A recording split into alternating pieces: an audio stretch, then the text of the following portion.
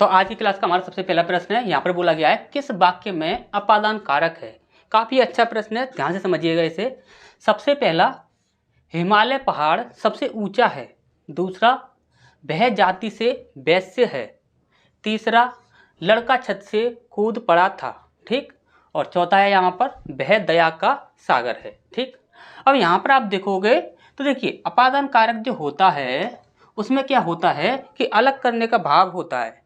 जब कोई व्यक्ति, जैसे कि हम बोले कि 4 व्यक्ति खड़े हुए हैं और 4 व्यक्तियों में से बोलें कि ये लड़का जो है वो सबसे ऊंचा है, यानी कि सबसे लंबा है, तो वो क्या हो गया, अपादान कारक हो गया। क्यों हो गया? क्योंकि वहां पर वह अपनी विशेषता के आधार पर क्या है, अलग हो रहा है उनसे, तो यहाँ पर क्या हो गया, आपका अपादान कारक हो गया। इसी प्रकार से यहाँ पर देखोगे हिमालय पहाड़ सबसे ऊंचा है, तो यहाँ पर भी आपका अपादान कारक होता है। दूसरी चीज समझिए, वह जाति से वैश्य है। अब किसी को यदि जाति के आधार पर अलग किया जाए या उसकी सुंदरता के आधार पर अलग किया जाए, किसी प्रकार से यदि अलग किया जाता है, तो वहां पर भी आपका क्या होता है, आपका अपादान कारक होता है। तो यहाँ पर भी आप बोल सकते हो कि यहाँ पर भी आपका क्या है, अपादान कारक है। तीसरा आप देखोगे कि लड़का छत से कूद पड़ा था।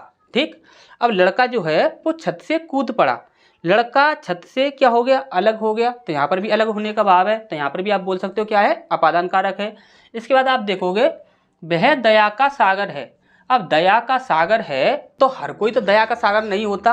अब क्या हुआ कि ये व्यक्ति जो है जिसके बारे में बोला जा रहा है कि ये दया का सागर है, तो ये भी क्या हुआ, औरों से क्या हुआ, अलग हुआ, तो यहाँ पर भी क्या हो गया, आपका अपादान कारक हो गया। अब यहाँ पर आप देख रहे हो कि ये जो चारों ऑप्शन हैं इन सभी में अपादान कारक होने का हमें क्या मिल रहा है, भाव मिल रहा है। लेकिन अब हम कैसे डिसाइड करें कि इसमें से कौन सा हमें डिसाइड करना है कि कौन सा हमारा ऑप्शन सही होगा, क्योंकि हमें एक ही डिसाइड करना है। तो यहाँ पर आप ध्यान से समझिए, हिमालय पहाड़ सबसे ऊंचा है, वह जाति से वैश्य है और वह दया का सागर है। इनमें से आप देखोगे तो आप यहाँ पर देखिए बी को और डी को यहाँ पर आप काट सकते हो। ठीक। अब यहाँ पर आप देखोगे हिमालय पहाड़ सबसे ऊंचा है और लड़का छत से कूद पड़ा। अब ये दो वाक्य जो हैं इन दोनों में आप देखोगे कि तो हिमालय पहाड़ सबसे ऊंचा है, यहाँ पर आपका अपादान कारक है, और लड़का छत से कूद पड़ा, यहाँ पर भी आपका अपादान कारक है। लेकिन सबसे ज़्यादा जो प्रतिशत है वो किसका है? जब कभी भी हमारे ऑप्शन फंस जाते हैं तो वहाँ पर हमें ये देखना होता है कि सबसे ज़्यादा ऑप्शन हमारा अच्छा कौन सा है, उसी को हमें पुट करना होता है। देखिए, हिमालय पहाड़ सबसे ऊंचा है, यहाँ पर क्या है, उसकी विशेषता के आधार पर उसे अलग किया जा रहा है। लेकिन यहाँ पर आप देखोगे कि लड़का छत से कूद पड़ा, तो यहाँ पर बिल्कुल ही प्रॉपरली अलग होने का भाव है। जब प्रॉपरली अलग होने का भाव यहाँ पर है तो हम इसी ऑप्शन को टिक करेंगे कि यही हमारा ऑप्शन बिल्कुल सही हो जाएगा, और इसे हम यहाँ पर क्या करेंगे, गलत कर देंगे। ठीक। अच्छे से ये चीज़ समझ आ गई होगी। इसका नेक्स्ट प्रश्न को देखते हैं।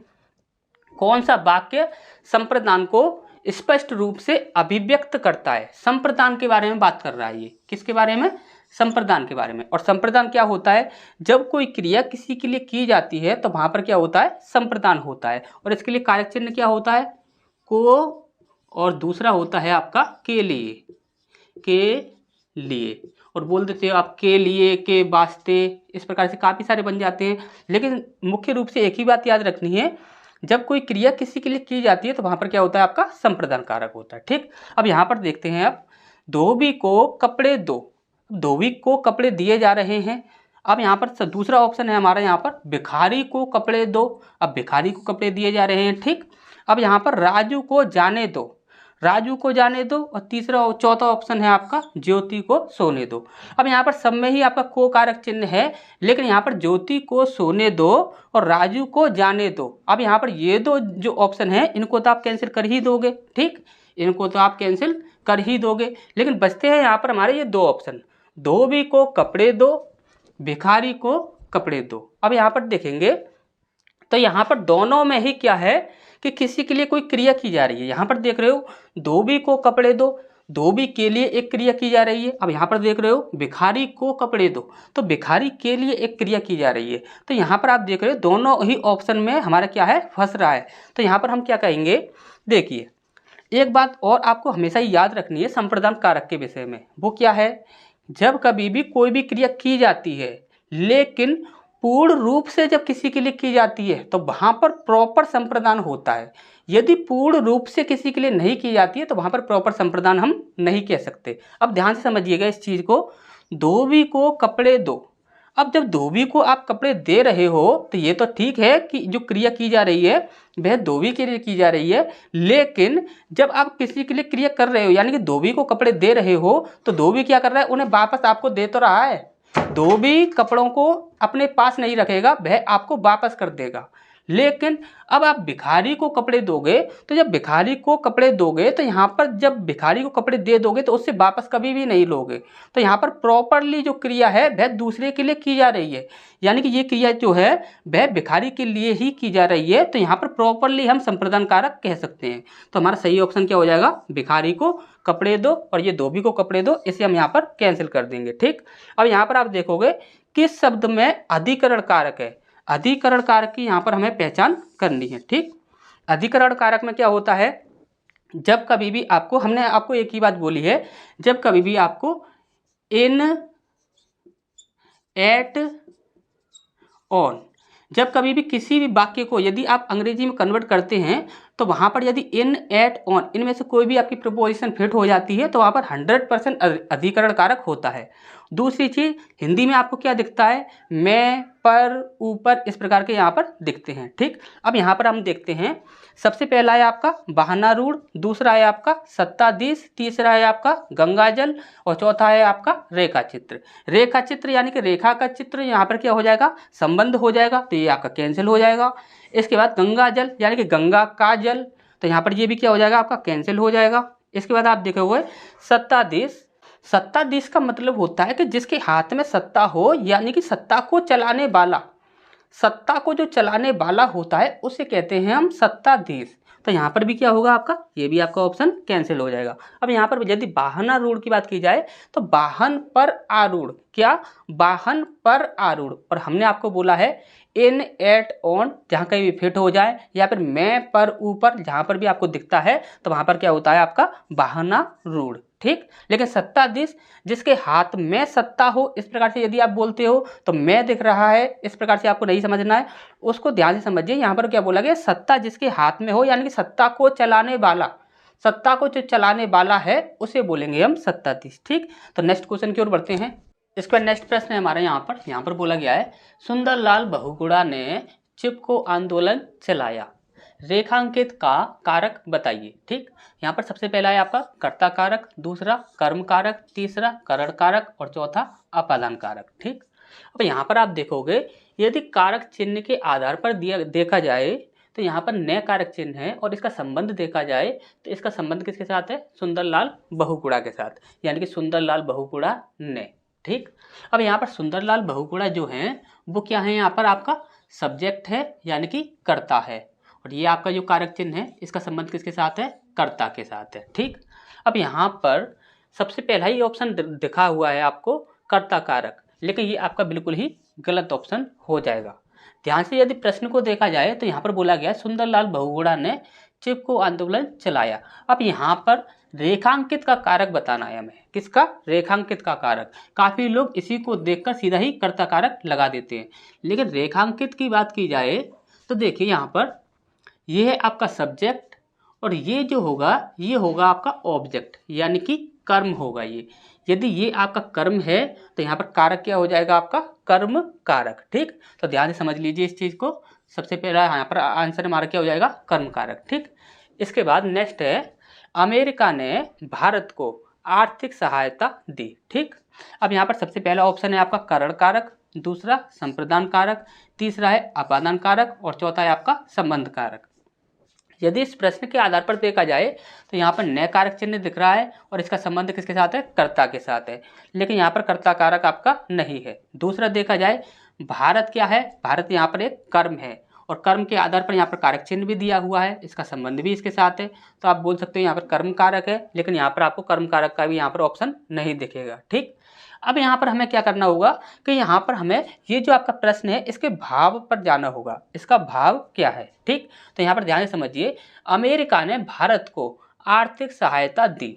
अब यहाँ पर एक होता है आपका संप्रदान, यहाँ पर देखिए सही आंसर जो होगा वो होगा आपका संप्रदान, लेकिन संप्रदान सिर्फ इस कारक चिन्ह के आधार पर नहीं होगा। यदि आप बोलें कि यहाँ पर को और के लिए, को और के लिए, ये दो जो कारक चिन्ह होते हैं ये आपके संप्रदान के होते हैं और यहाँ पर ये आपको को कारक चिन्ह दिख रहा है, इसकी वजह से यहाँ पर ये संप्रदान है, तो ये इसकी वजह से नहीं है। यहाँ पर यदि देखा जाए तो भारत क्या है, एक कर्म है और कर्म के साथ यहाँ पर एक जो कारक चिन्ह है इसका संबंध इसके साथ है, तो यहाँ पर कर्म कारक भी होना चाहिए। ठीक, तो यहाँ पर देखिए संप्रदान किस लिए है, यहाँ पर अमेरिका ने भारत को आर्थिक सहायता दी, यानी कि अमेरिका ने जो भी क्रिया की है वो किसके लिए की है, भारत के लिए की है। और हमने आपको हमेशा ही एक बात बोली है, जब कभी भी कोई भी क्रिया किसी के लिए की जाएगी, पूर्ण रूप से की जाएगी, तो वहां पर क्या होगा, आपका संप्रदान कारक होगा। अब यहाँ पर अमेरिका ने भारत को आर्थिक सहायता दी है। ठीक, अब वो आर्थिक सहायता वापस तो नहीं मांग रहा है, वो क्या कर रहा है, आर्थिक सहायता दे रहा है। उसने उसका मन किया, उसने आर्थिक सहायता दे दी, अब वो उसे वापस तो नहीं ले रहा है। ठीक, तो यहाँ पर क्या हो जाएगा, आपका संप्रदान कारक। ठीक, अच्छे से ये चीज़ समझ आ गई होगी। अब इसके बाद नेक्स्ट है, पूनम आयुष को खीर खिलाने लगी। यहाँ पर हमें कारक की पहचान करनी है। ठीक, कारक की पहचान करनी है।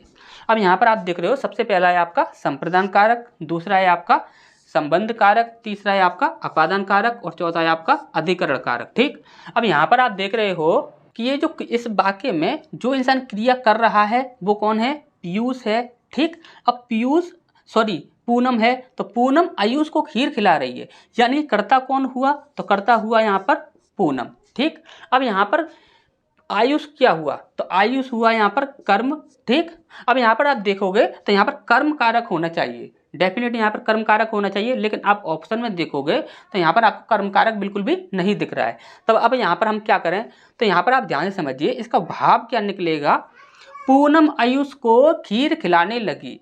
अब जब भी हमने आपको बोला है कि जब कभी भी कोई भी क्रिया किसी के लिए की जाती है तो वहां पर क्या होता है, संप्रदान कारक होता है। अब पूनम आयुष को खीर खिला रही है, तो खीर खिला रही है तो वापस थोड़ी ना ले रही है, वो तो खीर खिला ही रही है, तो यहाँ पर क्या हो जाएगा, पूरी तरह से क्रिया जो है, पूनम जो है वो पूरी तरह से जो क्रिया है वो आयुष के लिए कर रही है, तो यहाँ पर क्या हो जाएगा, आपका संप्रदान कारक। ठीक, अच्छे से ये चीज समझ आ गई होगी। इसके बाद नेक्स्ट है, वाक्य में जिस शब्द से क्रिया के संबंध का बोध होता है उसे क्या कहते हैं।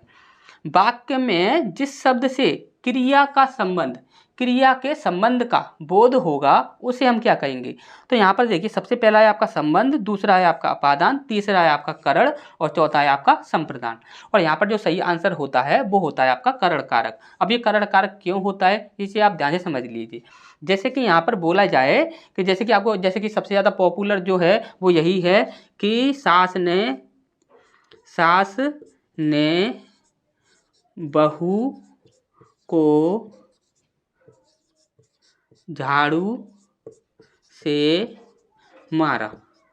ठीक, सास ने बहू को झाड़ू से मारा। अब यहाँ पर क्या बोला रहा है, क्रिया के साथ संबंध होने का बोध होता है जिस शब्द का, तो यहाँ पर आप ध्यान से समझिए, ये जो कारक चिन्ह है ये क्या कर रहा है, सास ने बहू को मारा, लेकिन किससे मारा, झाड़ू से। किससे मारा, झाड़ू से। अब ये जो कारक चिन्ह है ये इन दोनों के बीच में एक रिलेशन बना रहा है, संबंध कारक वाला रिलेशन मत बताइए, यहाँ पर ध्यान से समझ लीजिए। यहाँ पर जो मारा गया है, यानी कि क्रिया जो है, क्रिया किसके साथ साथ की जा रही है, झाड़ू के साथ साथ क्रिया की जा रही है। तो वही चीज यहाँ पर बोली जा रही है, वाक्य में जिस शब्द से क्रिया के संबंध का बोध होता है उसे हम क्या कहते हैं, तो यहाँ पर देखेंगे आप, क्रिया जो है वो क्या है, मारना, और मारा किससे जा रहा है, झाड़ू से, और झाड़ू जे रहा है यहाँ पर। और झाड़ू की बात की जाए तो झाड़ू क्या है, एक साधन है, और साधन की जब कभी भी बात की जाती है वो क्या होता है, आपका करण। क्यों, क्योंकि करण का ही दूसरा रूप होता है साधन। ठीक, करण का यदि अर्थ पूछा जाता है तो आप क्या बताते हो, साधन। हमेशा ही याद रखिए, ये प्रश्न भी पूछा जा चुका है कि करण का अर्थ क्या होता है, तो वो क्या होता है, आपका साधन। ठीक, तो नेक्स्ट प्रश्न की ओर बढ़ते हैं। तो इसका नेक्स्ट प्रश्न है हमारा यहाँ पर बोला गया है, जहां भी रहो खुशी से रहो, यही मेरा आशीर्वाद है। ठीक, अब यहाँ पर सबसे पहला है आपका करण, दूसरा है आपका संबंध, तीसरा है आपका अपादान और चौथा है आपका कर्ता। ठीक, अब इसका जो सही आंसर होने वाला है वो है आपका करण कारक। ठीक, अब करण कारक क्यों होगा, देखिए ध्यान समझिए, करण का अर्थ होता है जब कोई किसी क्रिया को करने के लिए एक कारण हो, जब किसी क्रिया को करने के लिए एक कारण होता है तो वहां पर क्या होता है, आपका करण कारक होता है, या फिर कोई क्रिया किसी साधन के द्वारा की जाए। अब यहाँ पर आप देख रहे हो, जहां भी रहो खुशी से रहो, यही मेरा आशीर्वाद है। अब ये आशीर्वाद देने का जो क्रिया की गई है, आशीर्वाद देने की जो क्रिया की गई है वो किस लिए की गई है, ताकि जो व्यक्ति है जिसे आशीर्वाद दिया जा रहा है वह क्या रहे, खुश रहे। तो यहाँ पर क्या होगा, आपका करण कारक होगा। आपको भाव को अच्छे से समझना है, ठीक। अब यहाँ पर है पूतना कृष्ण को दूध पिलाने लगी, यहाँ पर हमें कारक की पहचान करनी है, ठीक। तो यहाँ पर सबसे पहला है आपका संप्रदान, दूसरा है आपका संबंध, तीसरा है आपका अपादान कारक और चौथा है आपका अधिकरण कारक, ठीक। पूतना कृष्ण को दूध पिलाने लगी, तो यहाँ पर जो होगा, देखिए यहाँ पर वैसे देखा जाए कि पूतना कृष्ण को दूध पिलाने लगी तो यहाँ पर कर्म कारक होना चाहिए, लेकिन यहाँ पर आप देख रहे हो तो यहाँ पर कर्म कारक का आपको ऑप्शन नहीं दिखेगा। लेकिन यहाँ पर आपको क्या करना होगा, संप्रदान कारक करना होगा। लेकिन वो किस लिए करना होगा कि ये को कारक चिन्ह को देखकर ही आपको संप्रदान नहीं लगाना है, क्योंकि को कारक चिन्ह जो है वो कृष्ण से रिलेट कर रहा है और कृष्ण क्या है, यहाँ पर ऑब्जेक्ट है। तो सिर्फ इसी आधार पर हम किसी भी कारक की पहचान नहीं कर सकते। अब यहाँ पर ध्यान से समझिए, पूतना कृष्ण को दूध पिलाने लगी, और हमने आपको क्या बोला है, जब कभी भी कोई क्रिया किसी के लिए की जाती है तो वहां पर क्या होता है, आपका संप्रदान कारक होता है। तो सही आंसर हमारा क्या होगा, संप्रदान कारक, ठीक। यहाँ पर बोला गया है धीरे से बोलो, दीवारों के भी कान होते हैं। यहाँ पर हमें कारक की पहचान करनी है। तो सबसे पहला है आपका करण कारक, दूसरा है कर्म, तीसरा है अपादान और चौथा है कर्ता, ठीक। हमने आपको क्या बोला कि जब कभी भी कोई भी क्रिया की जाए और उस क्रिया के करने के लिए कोई कारण हो या फिर कोई कारण हो या फिर एक साधन के द्वारा वो क्रिया की जाए, तो वहां पर क्या होता है, आपका करण कारक होता है। यहाँ पर ध्यान से देखिए, धीरे से बोलो, दीवारों के भी कान होते हैं। अब ये जो बात बोली जा रही है जिस व्यक्ति को, वो किस लिए बोली जा रही है, ताकि वह धीरे से बोलने लगे, ताकि कोई और उस बात को ना सुन ले। तो यहाँ पर क्या हुआ, कारण हुआ। तो यहाँ पर क्या होगा, आपका करण कारक सही आंसर होगा, ठीक। इसके बाद है बुद्धिमान शत्रु बुद्धिहीन मित्र से कहीं अच्छा है। तो यहाँ पर कारक की पहचान करनी है। सबसे पहला है आपका अपादान, दूसरा है आपका कर्ता, तीसरा है संबंध और चौथा है संप्रदान। तो इसका जो सही आंसर होने वाला है वो है आपका अपादान कारक। अब ध्यान से समझिए अपादान कारक यहाँ पर क्यों होगा। बुद्धिमान शत्रु बुद्धिहीन मित्र से कहीं अच्छा है, तो यहाँ पर अच्छा जो बताया जा रहा है वो किसे बताया जा रहा है, बुद्धिमान शत्रु को, ठीक। तो बुद्धिमान शत्रु को बुद्धिहीन मित्र से यहाँ पर क्या किया जा रहा है, अलग किया जा रहा है, ठीक। अब यहाँ पर दूसरी चीज यदि अलग करने की बात की जाए, यदि इस प्रकार से ना समझ आए तो दूसरी चीज देखिए, बुद्धिहीन यानी कि बुद्धि से हीन, यहाँ पर क्या हुआ, अलग होने के लिए यहाँ पर शब्द दिया हुआ है, ठीक। तो बुद्धि से हीन व्यक्ति है, तो यहाँ पर क्या हुआ, बुद्धि से अलग होने की बात हो रही है, फिर भी यहाँ पर अलग होने की बात हो रही है, ठीक। तो इसी प्रकार से यहाँ पर क्या हो जाएगा, आपका अपादान कारक हो जाएगा, ठीक। अच्छे से समझ आ गया होगा। इसके बाद है आपका विद्या और बुद्धि से हीन मानव पशु से भी बदतर होता है, ठीक। अब देखिए यहाँ पर भी आप बोलोगे तो यहाँ पर भी 100% क्या होगा, आपका अपादान कारक ही होगा, क्योंकि यहाँ पर भी हमने देखा था। तो यहाँ पर क्या होगा, आपका अपादान कारक होगा। अब किस प्रकार से होगा, देखिए बुद्धिहीन अभी हमने बोला था, यहाँ पर क्या है, अलग होने का भाव है। तो देखिए यहाँ पर क्या हुआ, बुद्धि से हीन, यहाँ पर क्या हो रहा है, बुद्धि से हीन। अब यहाँ पर अलग होने का साफ साफ आपको भाव दिख रहा होगा ये वाले ऑप्शन के अकॉर्डिंग, ठीक। अब यहाँ पर देखोगे और यहाँ पर देखो, यहाँ पर अलग होने का भाव सिंपली आपको दिख रहा है। और फिर भी आपको यही यहाँ से समझ ना आए तो आप फिर से देखिए, विद्या और बुद्धि से हीन मानव पशु से भी बदतर होता है, यानी पशु से भी अलग बताया जा रहा है उसे, यानी मानव जाति से भी अलग किया जा रहा है। तो यहाँ पर क्या हुआ, अलग होने का भाव हुआ। तो यहाँ पर क्या होगा, आपका अपादान कारक, ठीक। तो नेक्स्ट प्रश्न की ओर बढ़ते हैं।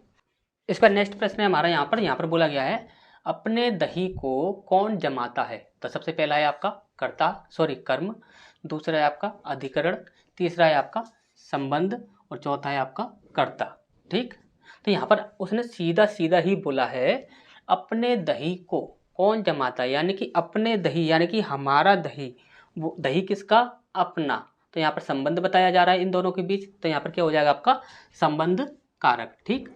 और यदि आपको नहीं पता हो कि दही को जमाने के लिए किस वायरस का प्रयोग किया जाता है, एक वायरस होता है उसका प्रयोग किया जाता है, तो उसे क्या कहते हैं।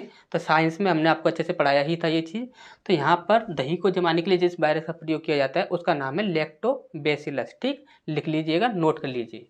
इसके बाद नेक्स्ट है, हमें अपने पड़ोसी से ईर्ष्या नहीं करनी चाहिए। और हमने आपको बताया था, जब कभी भी आपको अलग होने का भाव जहाँ कहीं भी आपको दिखता है तो वहां पर क्या हो जाता है, आपका अपादान कारक, ठीक। तो अपादान बिल्कुल सही आंसर हो जाएगा यहाँ पर हमारा।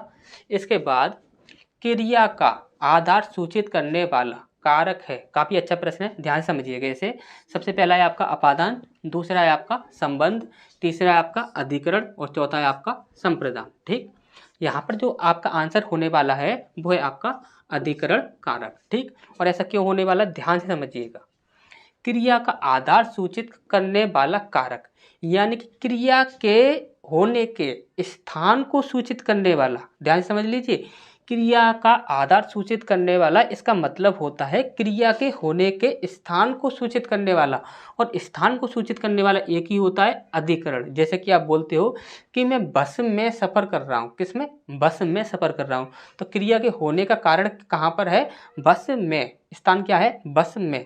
तो यहाँ पर जब कभी स्थान की बात की जाएगी तो क्या बोलोगे आप, अधिकरण कारक। ठीक, इसके बाद वाक्य में शब्द का संबंध किससे होता है, बहुत ही ज़्यादा अच्छा प्रश्न है। सबसे पहला है आपका लिंग, दूसरा है आपका वचन, तीसरा कारक और चौथा नोटा। और आप 100% बोल सकते हो, यहाँ पर क्या हो जाएगा, आपका कारक हो जाएगा। ठीक, इस पर नेक्स्ट है हिंदी में कुल कितने कारक होते हैं, तो सबसे पहला है आपका 10, दूसरा 9, तीसरा 7 और चौथा 8। और आपको अच्छे से पता होगा यहाँ पर कितने होते हैं, 8 कारक होते हैं।